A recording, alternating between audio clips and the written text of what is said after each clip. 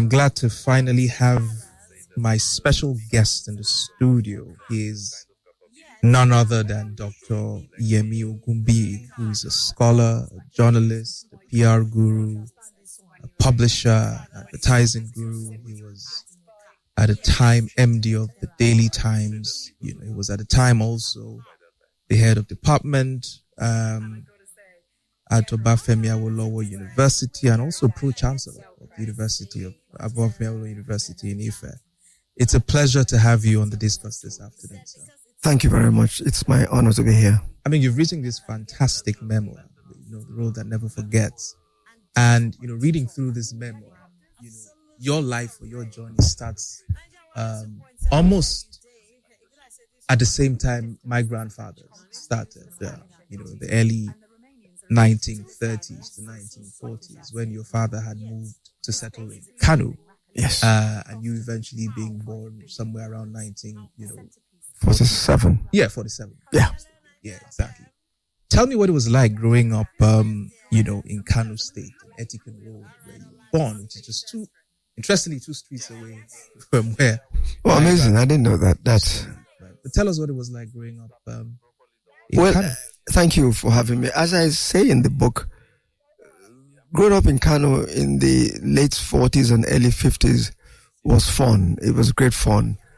And I cannot think of anything like it now. I mean, nothing duplicates that. Now, for me, it was an experience growing up in a place where we all grew up not knowing where we came from. I had friends like the late Kazabo.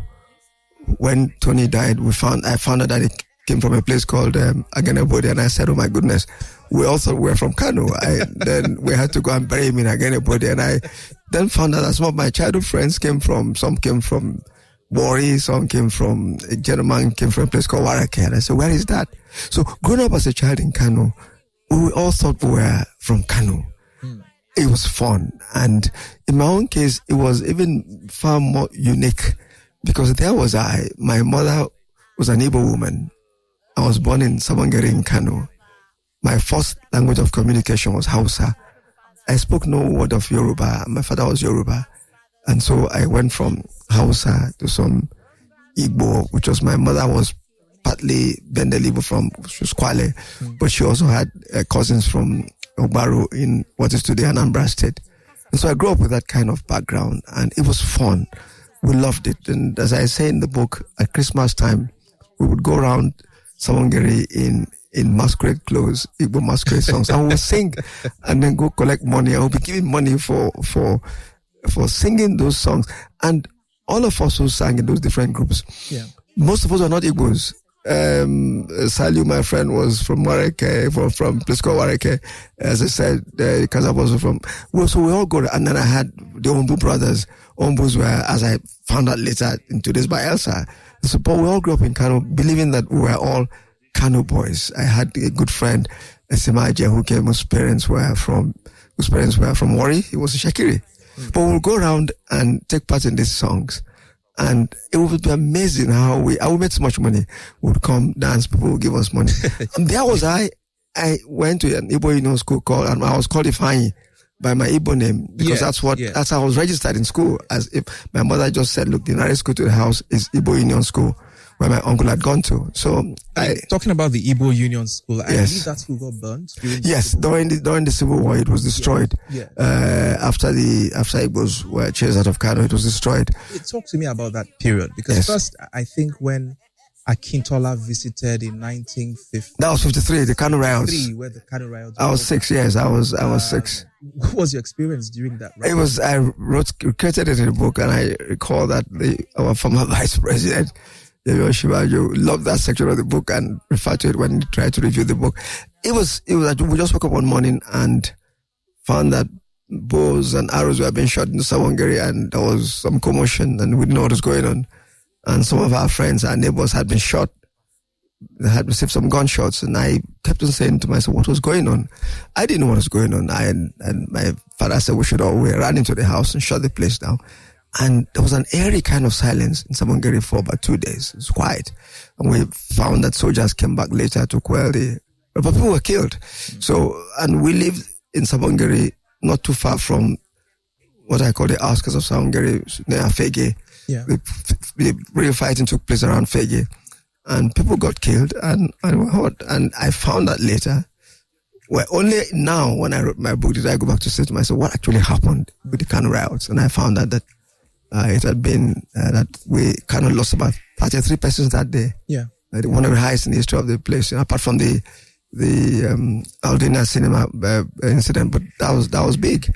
So that was what happened, but I was too young to try to understand what had happened at the time. But I know that both my parents were afraid that something. But that was even nothing compared to what would happen years later. Oh yeah. Civil War. But I'd left Kano at that time. I'd left at that time. I was in Ibadan. Yeah, exactly. And few people even hid in your house. Oh, my father took in about 17 Igbos, in the roof of his house. He hid them there, and some drunken soldiers came one day I think the word got round that my father was hiding some people in the house.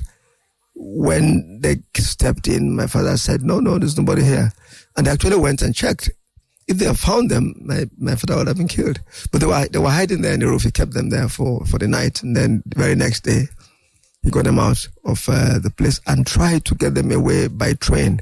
Yeah. I think some of them got killed in the train. Yeah, but again, but at least he saved them for that. Now he almost got killed. Yeah. One drunken corporal was going to pull his trigger, and somebody said, "Oh my goodness, don't you know who this man is? This is Papa Ogunbiyi." My father was well known. He had been in Kano for years, and so he was not what was called the Serikin Yoruba of Kano, but people knew him. And so these other soldiers said, "My goodness, don't try that. This is Papa Ogunbiyi. You can't do that to him." And they said, "Well, in that case, let's search his place." And my father said, "Of course, come and search." And they looked and they didn't find anyone, and then left. But he would have been killed. Yeah, been killed. Very, very terrible time in our history. But it was in Kano that you met the legendary Babatunde Ajose. Oh yes, again as a child, I didn't know who he was. Exactly. I didn't know who he was. Whether that was where you. I had no idea. I didn't know who he was. He came to the house. Yeah, he was young. It was at that time the northern rep for the Daily Times. He was based in Kaduna, but he came to Kano a lot. Yeah, and come to my father's place and would. He became a very fine, good Muslim in the end. But at that time, he loved his Guinness beer drinks. So we were starting with Guinness stout. But we knew that he came from Lagos and that he worked in the Daily Times. I used to hawk Daily Times as a child, so I thought these are the guys who write in Daily Times. We were like somebody from out of space. So we loved seeing him, and we all hovered around, my young brother and I. But he then, of course, that was it. And then amazing story. Then I became MD of Daily Times. Yeah. And I remember going to see him the morning I was appointed by President Babangida, and I went to him and I said, "Sir, I want you to bless me as I go to Daily Times." And he said to me, he was emotional. He said, "Father Dandy," my father's nickname was Father Dandy. Everybody called him Father Dandy. He said, "If Father Dandy was alive today, to imagine that you will be sitting on the seat where I sat as managing director," he said, and he prayed for me, and I remember that so well. It was quite moving for him and for me. And I tried to recall serving him drinks as a 6-year-old, as a 5-year-old, and here was I now going to become MD of Daily Times. Your story to becoming MD is quite an interesting one at the Daily Times. But before we talk about how you became MD and of course your transition from the Guardian to Daily Times, it's an interesting story. Yes, you were 12 when you had left Kano for Ibadan. Yes, to Ibadan. Yes, high school. Yes, you met your good friend, as you write in the book. But what I found interesting, eventually when you got to the University of Ibadan. Ibadan. Yes. As you write, in your book, is that you were not sure of your ideological leaning at the time. Your friend was a deep Marxist. And you somehow were trying to reconcile where you fall under the ideological spectrum. But just over the top of my head, I do remember that, my uncle, Billy Amuka, yes. Did a very interesting thing for you in Ibadan, where I met my wife through. Yes, interesting story. But I'd like you to tell me that story, because I told Uncle Sam that I'm listening to you to tell that story again. No, I had made that happen. We had something at Kuti Hall called St. Valentine's Day. Kuti Hall was named after the Kuti fella's grandfather. Anyway, so I had come in one evening. We had the annual around the 14th of February, is it? Was St. Valentine's Day. So we'll do that annually. And so I came in there. I had a little quarrel with an old girlfriend of mine, and we'd split up, and I was a little bit, it affected me slightly. And so I came in, I was feeling quite grumpy. And so Billy said, look, come and join us at the party. I said, no way, I'm not interested in this party. So I went up to my room, and he came and said, look, Yemi, come and join us. Come and enjoy yourself. So I went up and then changed into a different shirt and then came down. I met this young lady sitting on the table, and Billy had a few other young ladies with him. So the other lady who was there was the one I found when I came back from my room. And I asked her who she was, and she told me her name was Shade. And I said, right, yeah, that's interesting. What are you studying here? He said she was studying English. And here I was in faculty of arts. I was studying English myself. But she was the year before me. Now, you know that in those days, you couldn't, if you're going to go out with a girlfriend, you didn't go and look for a girlfriend who was the class before you. You would go. But I didn't know who she was. So I said to her, that's interesting. You studied English? I said, yes. She said, yes. And I said, well, I'm studying English myself. And I said, but I was my first year. I said, oh, she was in her second year. And I backed off a little bit. At that point, I said, no, I mustn't overstep my bounds here. And then we became friends. And I asked her what she was. Then she said to me that she had a netball game the next day with the University of Lagos. Would I come and see her play netball? And I went to see her play netball, and she turned out to be a super athlete on campus. She was the ankle leg of the relay team. She was captain netball. She did hurdle. Everybody knew who Shade was. And there was I, this young one, my first year, what you will now call jam. We didn't have jam then, what you will now call a jam bite. So we became friends and became very good friends. And one thing later, now we got married, but it was quite a tough time for her on campus. Her colleagues on campus in Queen's Hall didn't like the idea that she was going out with somebody who was 1 year her junior. I didn't like it there because in those days you didn't go near Queen's Hall girls if you're on campus. Queen's Hall girls looked beyond the campus for their boyfriends. And there was I wasn't just from campus, but I was actually a junior too. So it was it was taboo. Some of our friends, our roommates and all that, she was almost ostracized. There's a famous lady whose name I don't like to mention now who didn't speak to her. I said, "What, you let us all die in Queens, or you're going out with somebody who's your junior? Come on, you don't do that here."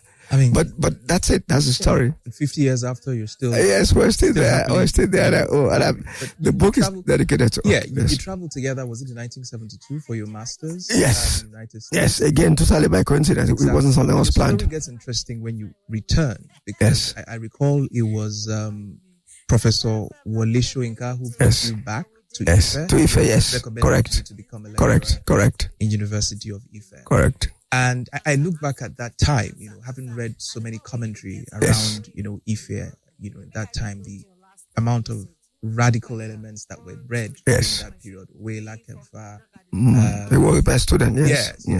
Had so many students that, were quite radicals, as you like, who went on. Yes, to bigger things, yes. Democracy, whether it was in print or True. It was in, But what was it? What was it about Ife that bred that generation of radicals? I wish I could tell you. This is an interesting question you're asking me. And I wish I could give you... Ife was just different. When I arrived, we had the vice chancellor. His name was Ojetunji Aboyade. Aboyade was a fantastic guy. And so he allowed ideas to bloom on campus. He didn't stifle anybody. He didn't stop, quote-unquote, leftists from or radicals. No, he didn't. He allowed, different ideas to fly. And so that then encouraged a number of guys who were leftists to actually switch jobs from Ibadan and to come to Ife to study. So that was good. That was part of what happened there. We were all young. We had all kinds of ideas and so we had the benefit of, again, very bright young group of students, like Owe, you just mentioned Owe, and names like Bankole Olaibi, who is the publisher, who might publish actually of this book, Bookcrafts. Names like many of them. I can't even Awam, who is professor of literature at New York University. Many of them. So it was that kind of atmosphere of absolute academic freedom that allowed us to blossom, and that encouraged us. We had students who were bright. We had an administration that was free also with us and give us the free hand. It's not very much the case today in most universities. If you hold left-wing views, you're like to fall foul of the authorities. Yeah. At that time, Abuade said, no, people should be allowed to encourage all kinds of ideas to flower. But I've always wanted to know where those left-wing views came from. How did it infect campuses at the time? Was it the leaning towards the Eastern world, the Soviet bloc at the time? It wasn't so. Again, another good question. I don't think so. I think, yeah, at that time, what you saw was, it was post-independent era. And there was this whole desire for change. Nigeria was going to become the big superpower of Africa. We're going to grow into, and so that found expression within academia, and most academics believed it then that the way we'd come out of independence, we were going to become the great super country in the continent. That didn't quite materialize. So you didn't find that in the private sector. So those who were saying this were persons pure academics who had all kinds of ideas in their heads. I don't think the idea of the bipolar world at that time no, it wasn't that, because some of us also, I went to the US as a Fulbright fellow. So I was part of the State Department of the United States, and I came back with radical views. So it wasn't quite that. It was also the fact that we thought we could change things and make the country a much better place. The kind of, if I can go back, the kind of feeling that drove the young men who thought in 1966 that they could change Nigeria, and then decided to change the government. There was some kind of idealism, which was embedded in young people at that time. And that was it. That was what you saw. I mean, one more thing about Ife before we transition to your time at The Guardian is, I'm not sure if you met, Olarotimi when you got back to Ife on campus. No. When he left. A new sets of people were made heads of departments and all of that, and he had to leave university. No. What was I think by the time we got there, don't forget there was not a department of dramatic arts. Yes. When Abuade became vice chancellor, he thought that he would have to dismantle the Institute of African Studies. The idea was that, why do you have an Institute of African Studies and African University? The entire university is an African Studies Institute. That's what it is. So why do you then create another Institute of African Studies? So when that institute was dismantled, Rotimi was part of that institute. And they thought that once Abuade came and said he was going to create a department, and appointed Shoenga head of the department, Olarotimi thought that he was no longer needed there. Some bit of ego problems there, and then he left for Port Harcourt, and then came back after we had all left, and came back, and of course passed away in Ife. But that was what happened. There wasn't anything. And then when Abuade became vice chancellor, the Oro Local Theatre was dismantled. Once it was dismantled and made a part of the department, Olarotimi thought he had no role to play there, because he wasn't teaching, he was actually directing at the time. He was directing the Oro Local Theatre. That's what happened. So, Doc, you would eventually leave Ife when Dr. Stanley would entice you to come over to Stanley McKeble. McKeble, like you were building something interesting, at The Guardian. To be fair, you guys assembled an unbelievably stellar team, True. Why did you make the switch? You had just become head of department. Yes. Why do you think the switch was necessary to go from the academia into journalism? Okay, Stanley had taught me at King's College in Lagos. He was one of my teachers. And obviously, I must have made some impression on him. But anyway, so we met again in the US, and we became very good friends. And so when he came back, and I came back afterwards to work, I started writing for the Daily Times. He worked at Daily Times, and I was sending articles, and Dele Giwa, my good friend, was features editor. And so I went back to writing. I would weekly do things for them. And then one day he called me and said he was coming to see me in Ife. And I said, what was it about? And he said they were going to start a new paper called The Guardian. Would I be interested in coming? I said, Guardian newspaper? No, me? Newspaper? No way. Don't forget that I was a face in this country when only dropouts went to work in the media industry. so I said to him, well, there he was. I mean, Dele Giwa was back. Dele Giwa had reestablished Daily Times and Dele Giwa had been. So when they were going to start the paper, and I asked him who was going to be behind it, he said the Hebrews. I said, Hebrews? I don't know the Hebrews. I mean, we had a long discussion, and Stanley made about 6 trips. On that terrible road between Ife-Ibadan Road, he came 6 times from Lagos to see me, to persuade me to come and work there. And I said, look, I'll do this. I'll take a chance. I'll take a 1 year sabbatical leave. And then spend only 1 year. And after 1 year, I'm done. I'm coming back to my job at the university. And there you go. And so I took a sabbatical leave, and I've not been back since. Exactly. So I took a sabbatical leave. I'm not sure what you thought you would expect when you got to The Guardian. Because like I said, you guys had, I'm not even sure that a newspaper house could put such a stellar team, like you did. It was a good team. What swayed me, but what swayed me was when they came and said to me, look, these are those who are going to be working with you. Exactly. There's Famous Officer, there's Ediro, there's Jamie, there's Sonala, there's, and I said, my goodness, all these guys, put this guy, in that case, let me come and be a part of the team. That was what swayed me. But I was so sure that after 1 year, I would go back to my job in Ife. And then I asked for an extension, which in fact, what happened was that when I couldn't leave, because once I got there, we started doing this Guardian literary series, which I started. Then I started doing interviews with world leaders. I started interviewing Gaddafi, Shimon Peres. And so when I then asked to go back, Mr. Ebru then said to me, who would continue with these things? You've started the Guardian literary series. You've started the interviews with world leaders. Who's going to do this? And I said, let me go back and ask for an extension of my sabbatical leave. Went back, and the university denied me the extension. So I was going to say and go back after a second, but they denied me the extension of my sabbatical leave. And then Ibru said to me, so what's going to happen to you? I said, there's only one way around this. If I resign from the university, I will pay back 1 year's full salary to the university. And he said, how much was your full salary? I said, 14,000 naira a year. That was my salary as a senior lecturer, 14,000 naira a year.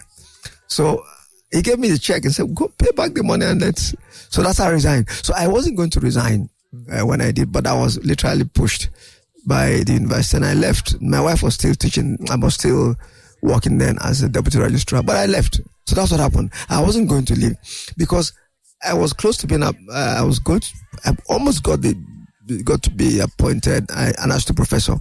My name was up for promotion by Professor Wale Soyinka.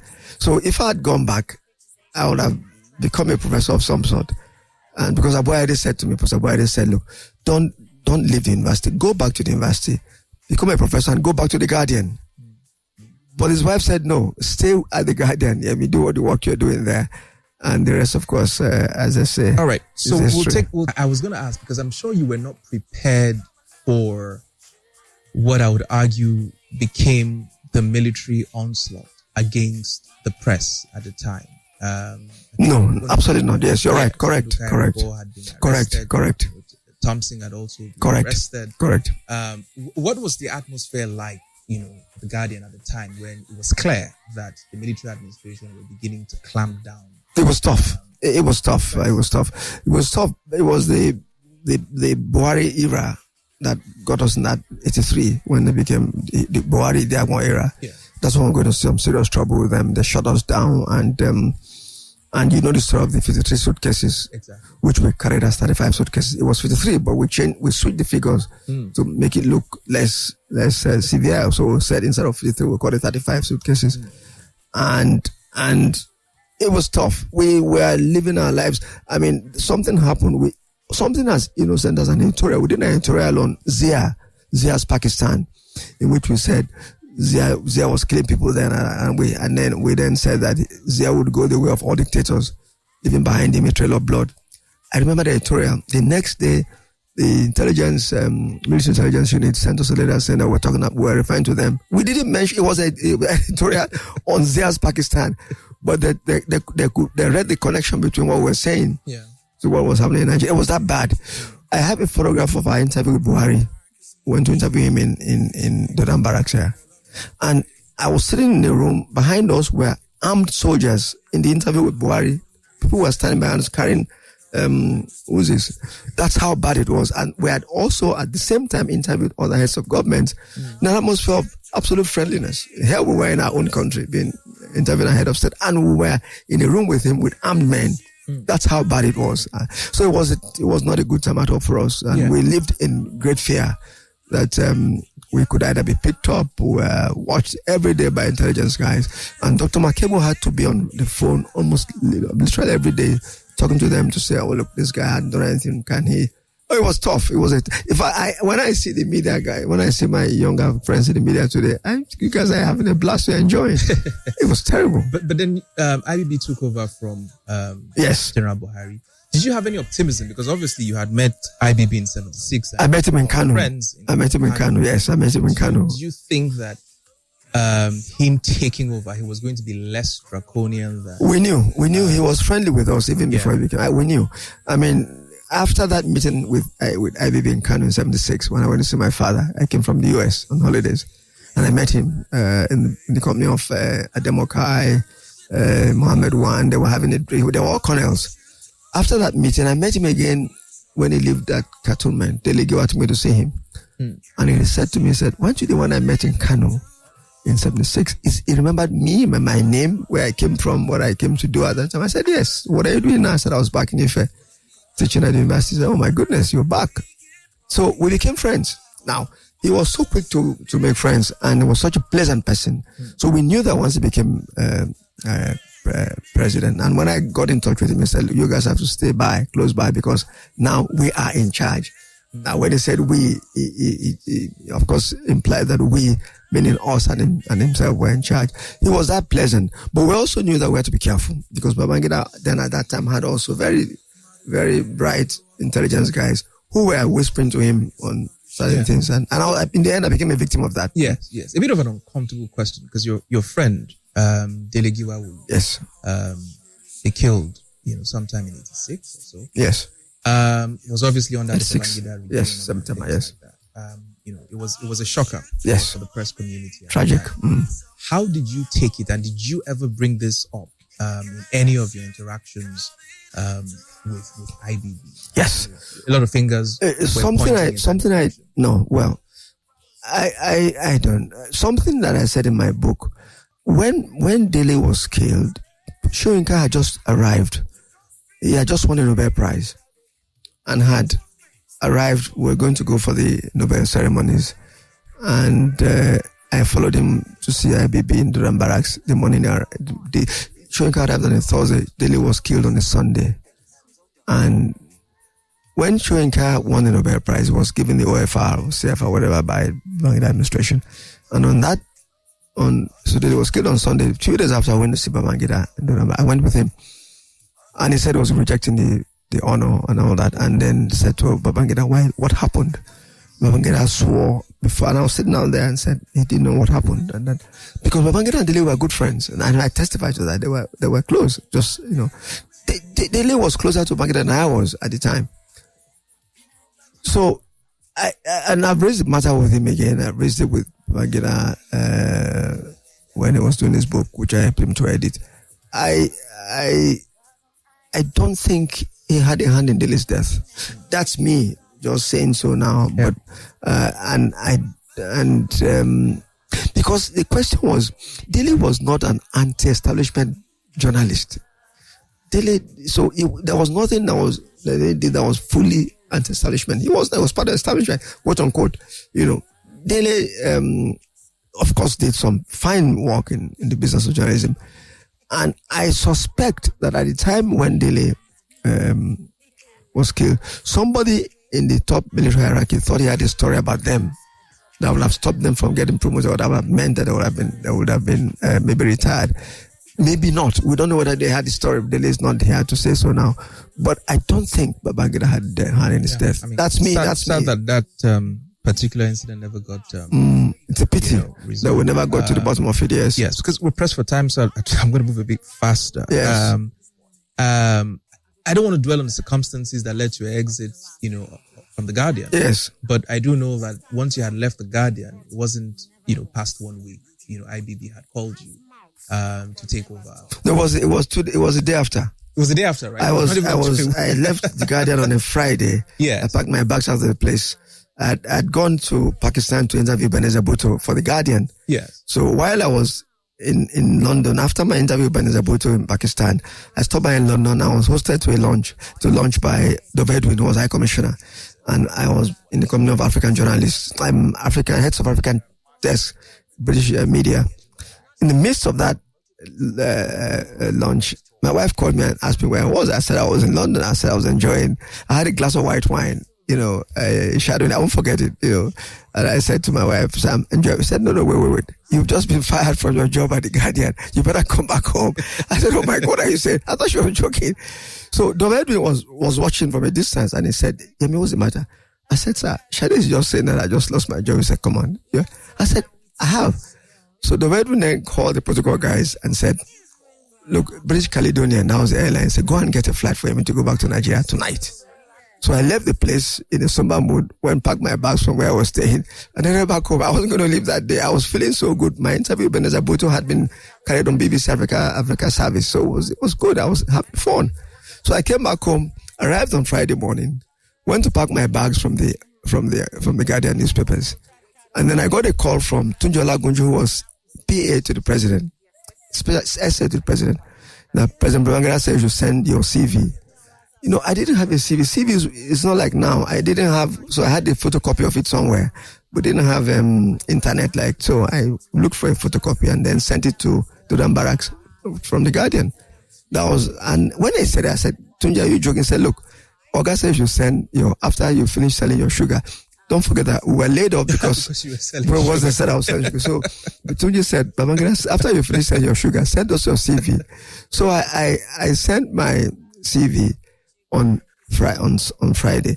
On Sunday night, Ibrahim Alpha, who was chief of air staff, came to see me in my house. I was living at Alex Ibu's house in Ikeja, and said to me that, Yemi, you're going to go to Daily Times. I said, me? No way, Daily Times. Government newspaper, I can't do it. Never.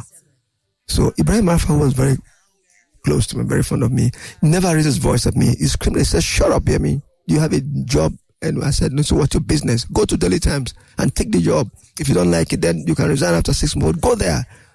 Person wants to give you a soft landing and you said, shut up. And Ibrahim, I was shocked. Ibrahim and I he was a very calm, easygoing guy. Then he screamed at me and said, shut up. So I said, all right, chief. I called him. I said, chief, all right, fine. I said, so apparently Babangida sent him to see me that night to say, look, ask Yemi before we make the announcement. Yemi might go and say he doesn't want the job. So it was like a reconnaissance trip to find out from me if I would take the job. Then the next morning, I was sitting in my house, jobless for the first time in my adult working life. I had nowhere to go, no job. I'd been laid off from the Guardian on Friday. So I got a call from Mohammed. It was PAMSEC for education. The education ministry was on Abiola Road here. And he said, Dr. Ogunbiyi, coalition, you're the new MD of Daily Times. And I said, me? He said, yes, Daily Times. I was in an air-conditioned room and I was sweating because Daily Times had 6 companies. It was a conglomerate. And there was I, barely 40 years old, being asked to go and head Daily Times. And I said, oh my goodness. And I said, I'm here. I said, all right, look, let's see you at Abiola Road. And I arrived at Abiola Road and I met Tony Momo.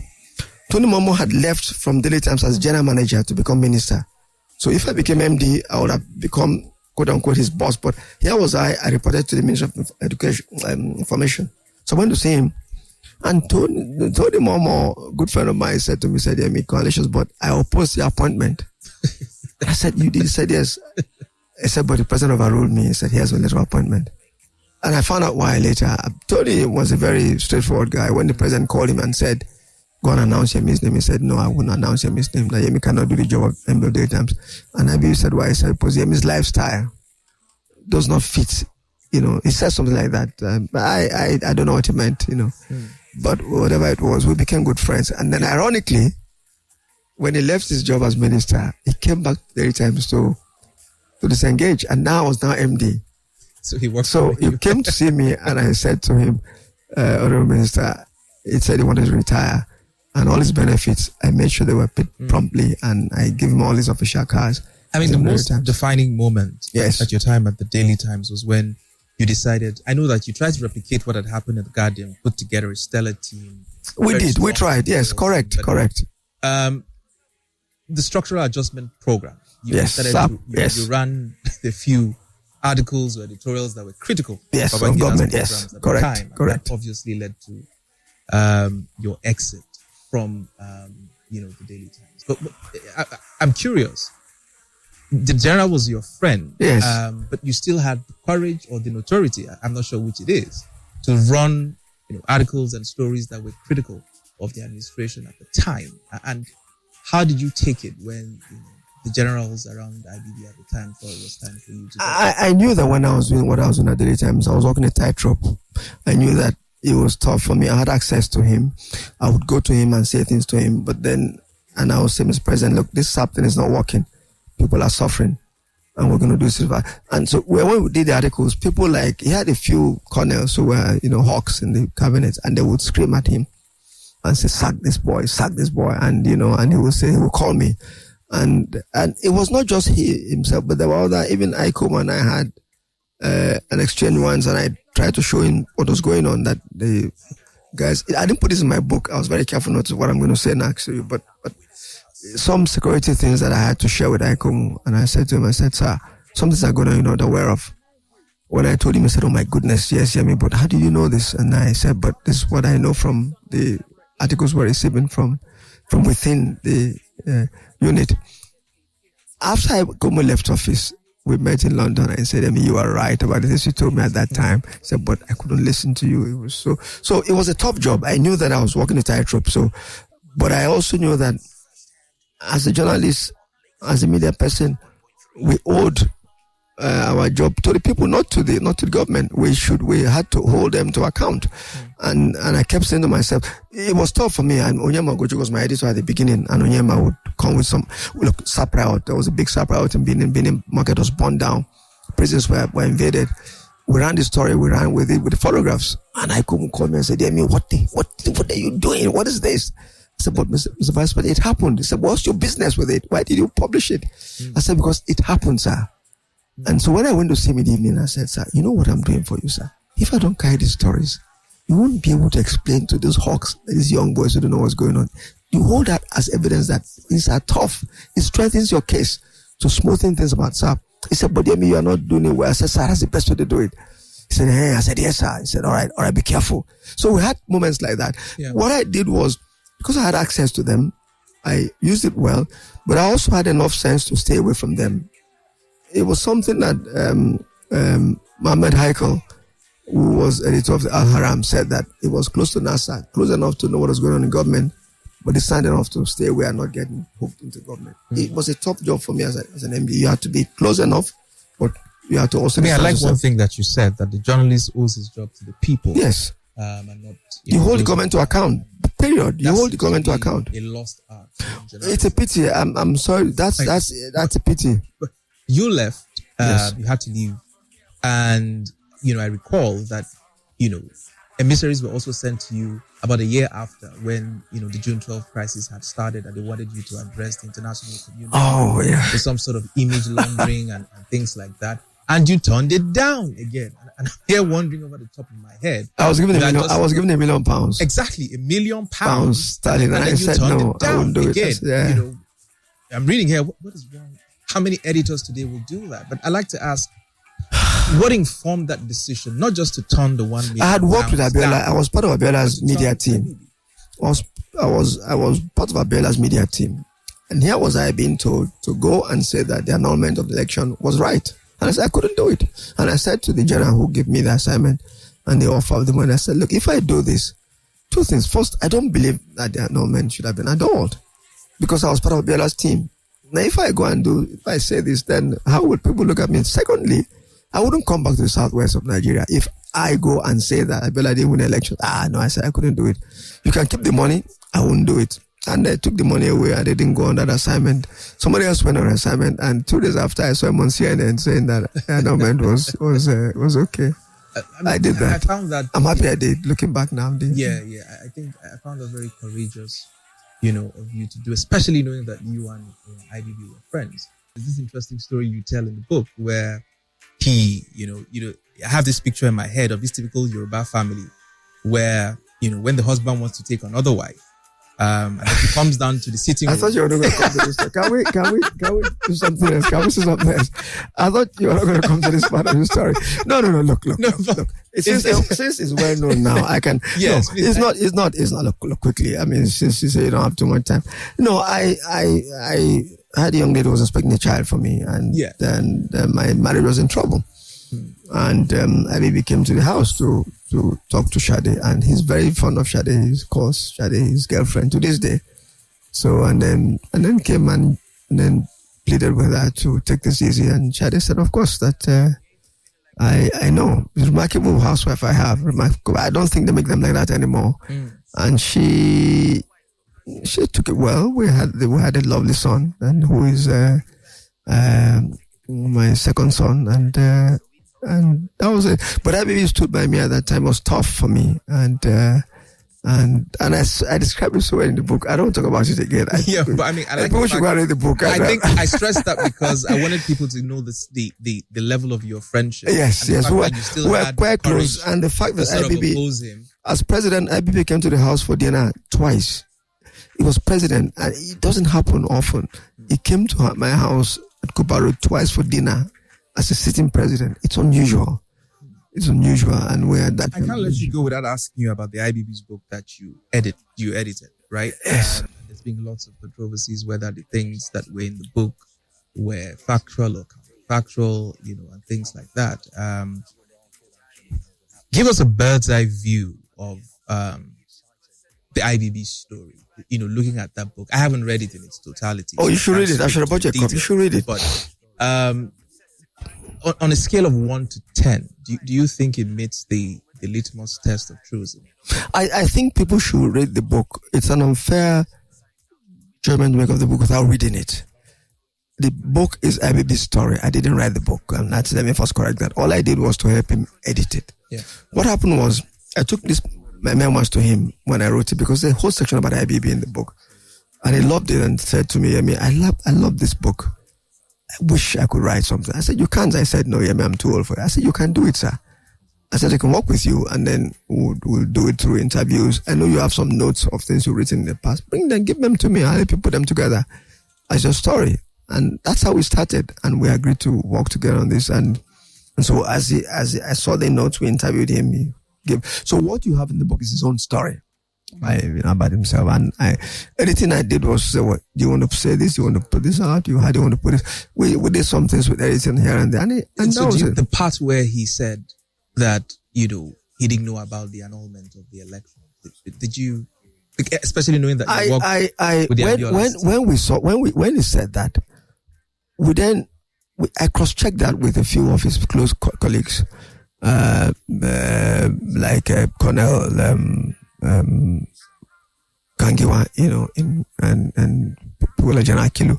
Their view was that he was correct. That's why I say you have to read the book. You have to see the build-up to those sections of the book. Their view was that what he said there was correct about not knowing in the sense that annulment had been discussed. But the fact was that the guy who announced the annulment was not his press secretary. Was Nduka was, of course, the vice president's press secretary, and he was away in Castilla when the thing was announced, and hadn't given.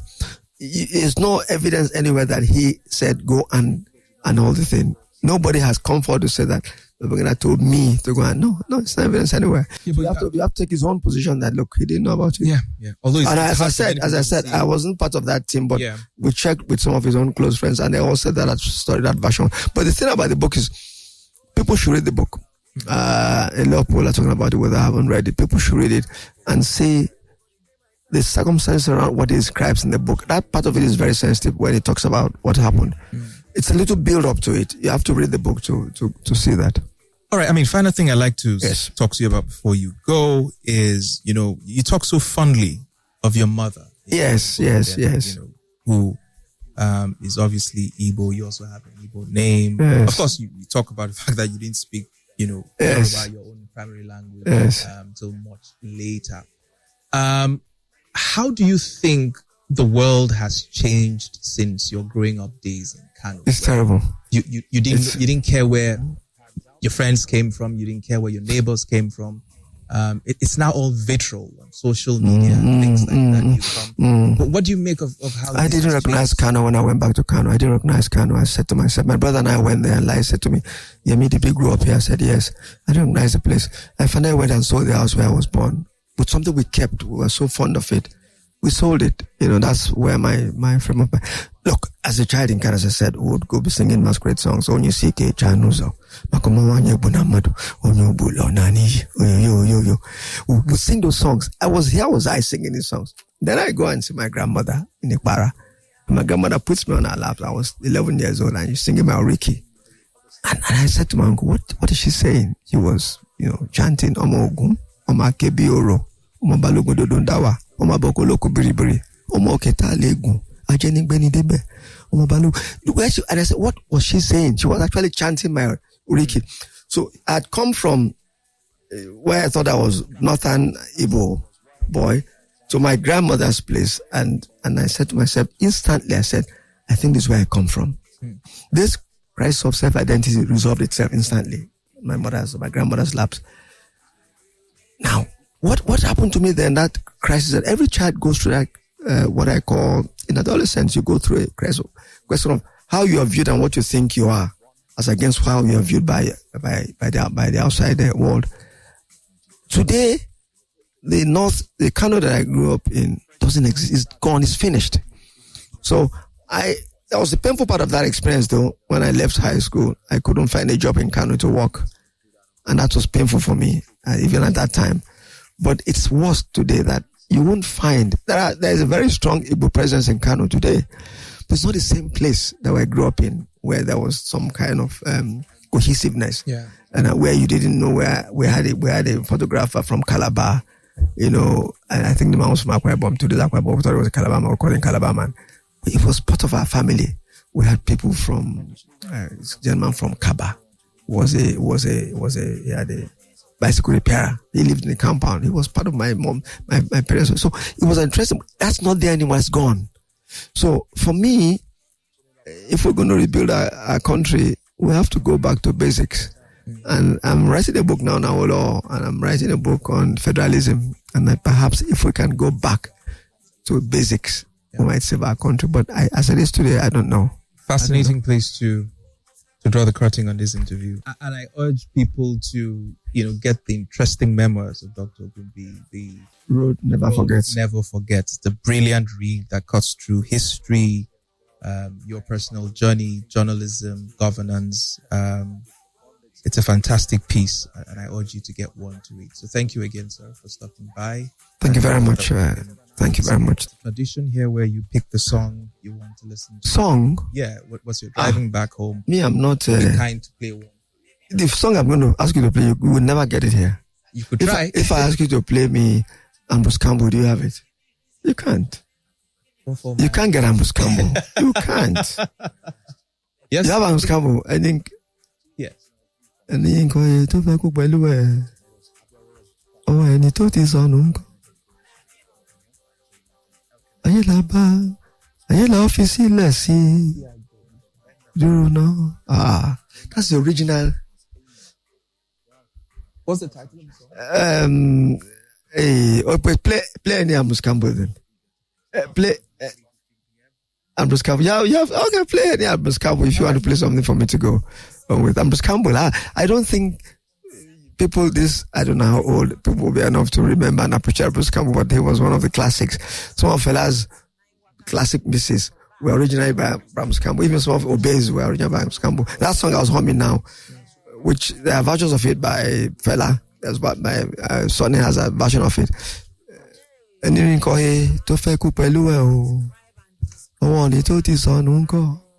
Ayé la bá. We'll definitely ayé la fi sílẹ̀ sí dúró náà. Da da da da da da da. And that's it on The Discourse.